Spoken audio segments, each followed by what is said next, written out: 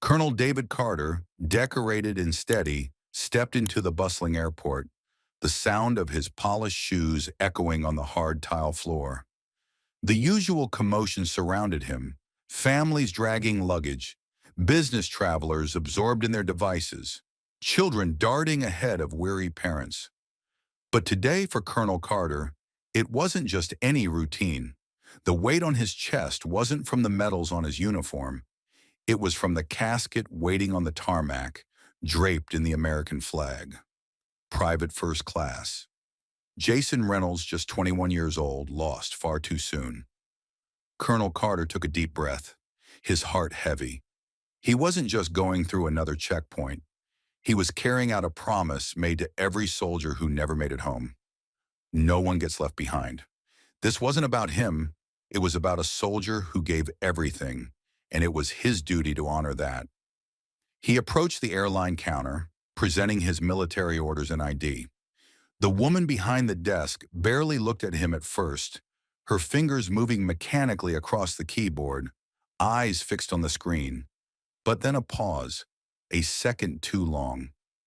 She glanced up, her eyes widening, a hint of hesitation in her face. "Sir, can I see that again?" Her voice was tight, almost like she was trying to figure out something she wasn't ready to deal with. Colonel Carter handed over the paperwork again, his gaze unwavering. She took it, turned to whisper something to her coworker, and he in turn stared at Carter for just a moment too long. The air shifted. Something wasn't right. When she returned, her smile was forced, stiff, as though she were reading from a script she knew wasn't true. "I'm sorry, sir, but there seems to be an issue with your ticket.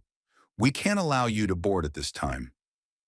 Carter exhaled slowly, trying to remain calm, but inside frustration bubbled. He had been in combat zones, dealt with foreign governments, faced down politicians and red tape. But this was different. He was escorting the remains of a fallen soldier. "I'm escorting the remains of Private Jason Reynolds," he said, his voice steady but firm. "Everything is in order. This is a military assignment." The agent didn't meet his eyes. "I understand, sir, but there's a security protocol in place. We can't override it." "Security protocol?" Carter's pulse quickened, but his stance didn't change. "What protocol?" "This is a military assignment. This isn't just a personal trip." The agent hesitated, looking toward her colleagues, whispering among themselves. A supervisor, a man in his 50s with tired eyes and a weary demeanor, stepped forward. He adjusted his name tag, folding his arms across his chest, trying to exude professionalism. "Sir, I apologize for the inconvenience," he began, his tone distant, almost dismissive. "We have policies, and unfortunately, we can't override them at this time." Policies. The word hit Carter like a blow to the gut. He kept his composure, though. Years of discipline had taught him how to stay calm under pressure. "I've flown with military escorts before," he replied. "I know the procedure, and I know there's no policy stopping me from boarding. So tell me, what's really going on here?" The supervisor shifted uncomfortably. "It's just an extra security measure. Nothing personal, sir." "Nothing personal?" Carter clenched his jaw but kept his voice steady. This was just another way to hide behind vague explanations. He wasn't going to let them get away with it. He wasn't going to let them dismiss the dignity of a fallen soldier. People in line had started to notice, murmuring among themselves.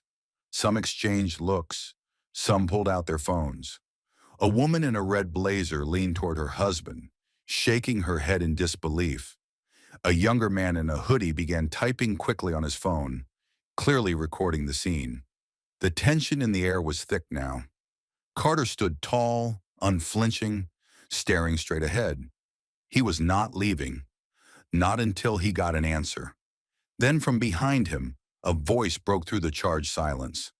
A woman, no older than 25, stepped forward, phone in hand. Her voice was soft but determined, carrying an edge of disbelief. "I don't mean to intrude," she said, looking straight at Carter, But I just want to make sure I understand. They're not letting you board? Carter turned slightly, his gaze meeting hers. That's right.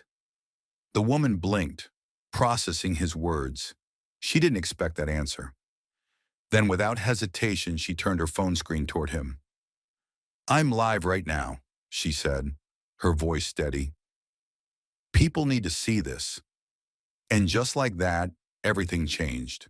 Phones came out, cameras clicked, and the floodgates opened. The murmurs in the line turned into whispers of outrage. A man in the back held up his phone, his voice rising. This is wrong. The shift in the atmosphere was undeniable. The eyes of the crowd were no longer passive. They were engaged, watching, recording. Colonel Carter stood tall, steady, and resolute. The airline staff could feel it now, too. The moment had shifted from a routine inconvenience to something much bigger. He wasn't just fighting for his right to board a plane. He was fighting for the respect owed to a fallen soldier. And the world was watching. The supervisor disappeared behind the scenes, probably scrambling to find a way out of this mess. Carter didn't flinch. He stood tall, waiting. The waiting felt endless, but he didn't move. Then another voice spoke up from the crowd. What is this about?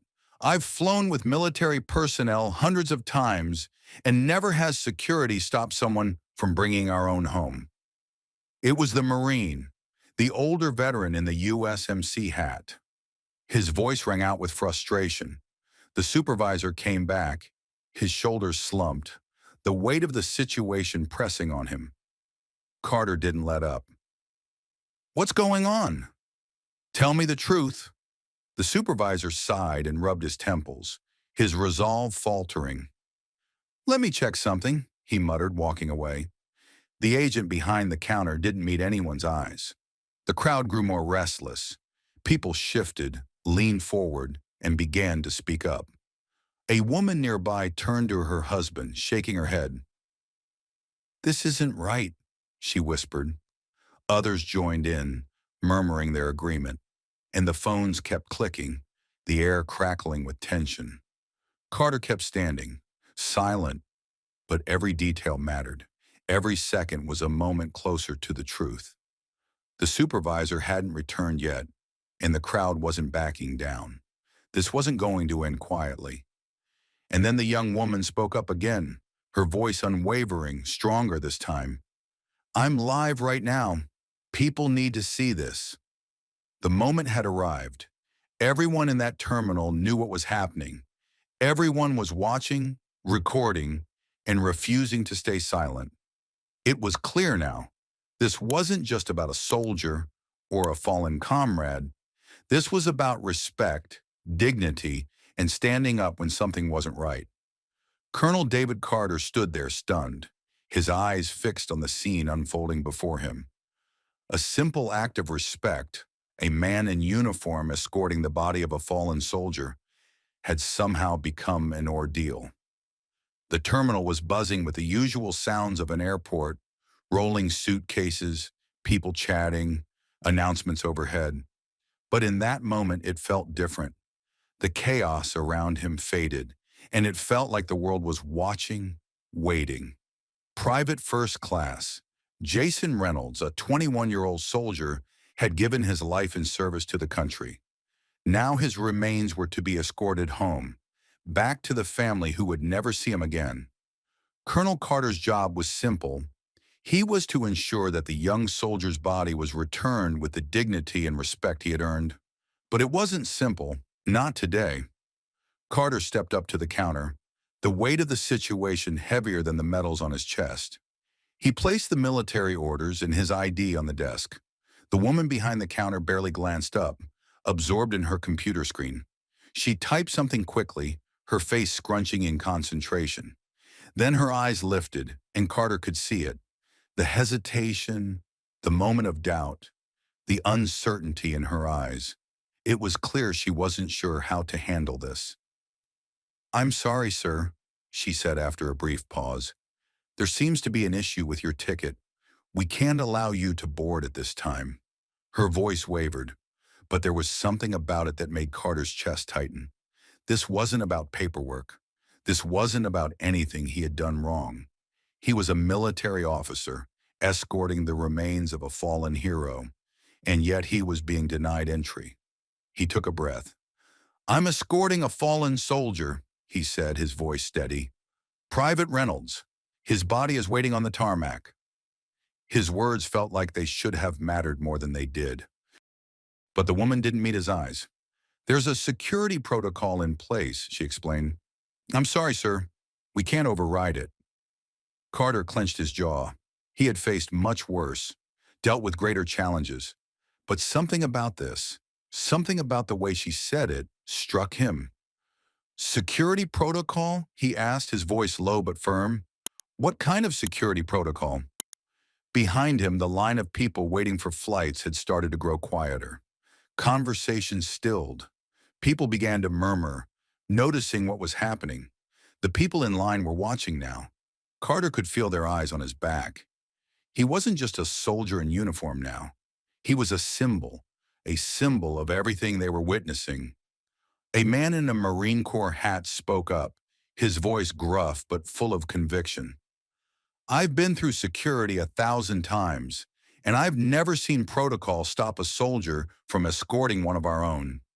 His words hung in the air, heavy and full of truth. More voices followed. It was clear now. This wasn't just about one man being denied his flight. It was about something larger. The agent at the counter stiffened, her fingers frozen over her keyboard. The supervisor, a man who had been watching the exchange from a distance, stepped forward. He apologized, trying to smooth things over, but Carter wasn't interested in apologies. He wasn't interested in excuses. He had heard them all before. "Let's be honest here," he said, looking the supervisor in the eye. "What's the real reason?" The supervisor shifted uncomfortably. "It's an extra security measure," he said, but it was clear he wasn't convinced by his own words. More murmurs rippled through the crowd. The phones came out, recording the scene. The story was spreading, fast. People began to understand that something wasn't right. This wasn't just an inconvenience. This was an injustice. And the more people saw it, the more they stood behind Carter. A woman in the back spoke up, her voice trembling with disbelief. "This isn't right," she said, and those around her nodded in agreement. And then, just as the tension reached its peak, a young woman stepped forward, holding her phone. "I don't mean to intrude," she said quietly, but her words made the room go silent. "But I want to make sure I understand. They're not letting you board?" She turned her phone toward Carter, showing the live stream she had started. And just like that, the floodgates opened. People started recording, tweeting, streaming. The story was now out of the airport. It was everywhere. The agent behind the counter looked like she wanted to disappear. The supervisor still hadn't returned, and the crowd's energy was palpable.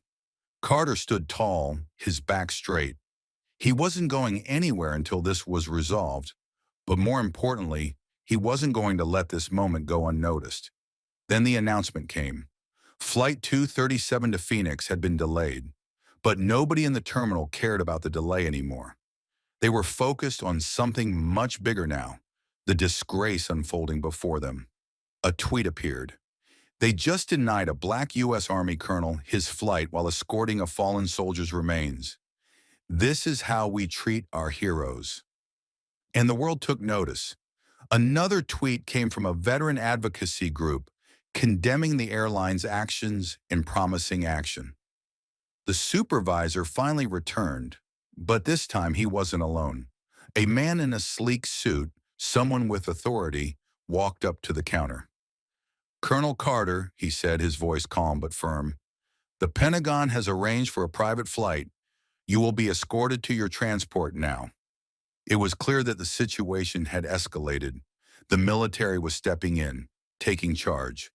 Carter nodded, but his mind was focused not on the apology or the private flight. It was on the fallen soldier he was escorting, the mission that still wasn't complete. But the airline struggle had just begun. The fallout was far from over. By the end of the week, the airline had faced a massive drop in stock prices. Customers were demanding accountability. Politicians were calling for answers. And a lawsuit was filed. As the CEO of the airline made his public apology, it felt too little, too late. Carter didn't need apologies. He didn't need first-class treatment. He needed respect. And that was what had been denied. Respect shouldn't be something that requires a viral video or public outrage. It should be the standard. When the day was done, Colonel Carter completed his mission. Private First Class Jason Reynolds was escorted home, his family finally receiving the young man they had lost. But the public had learned something important. When people stand together, justice can't hide. When people speak out, change happens. And silence, as it turns out, lets things like this happen again. The story had gone viral, but it wasn't about the viral nature of it. It was about the truth. The airline had made a mistake, and the world saw it. And for once, people who stood for what was right had made sure their voices were heard.